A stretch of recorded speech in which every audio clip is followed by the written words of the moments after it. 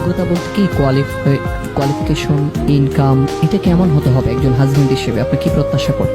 যতটুকুতে একটা সংসার খুব সুন্দরভাবে চলে, আহামরি কিছু না, বাট ভালোভাবে চলে। আর যদি 20,000 টাকায় সে তার ওয়াইফকে খুশি রাখতে পারে, তাহলে 20,000 টাকা ডিপেন্ড করতেছে তার উপরে যে সে তার ওয়াইফকে কিভাবে হ্যাপি রাখতেছে। মানুষ যদি ভালো হয় তাহলে লাইফে অনেক কিছু স্যাক্রিফাইস করা যায়।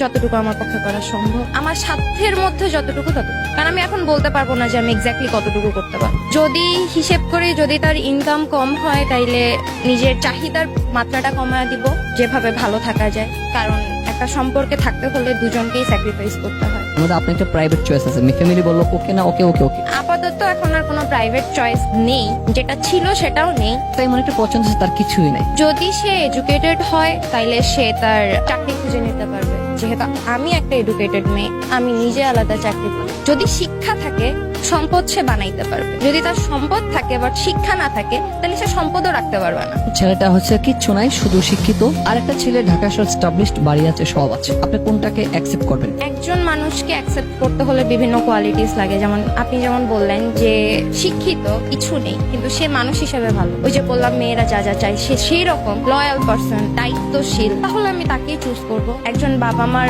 বড় লোকের বখাটে ছেলে হয়, আমি তাকে অফকোর্স চুজ করব না। আলহামদুলিল্লাহ, আমার যা আছে তাতে আমি ভালো আছি, আমার এক্সট্রা করে কিছু চাই না। তো সে যদি বখাটে ছেলে হয়, তার দেখা যাবে এখন বর্তমান যুগে যেটা বলে যে সাইড চিক্স এনাফ থাকে, তো সে আমাকে ফার্স্ট প্রায়োরিটিতে রাখবে না। আমি সেখানে কেন থাকবো যেখানে আমি ফার্স্ট প্রায়োরিটিতে নেই?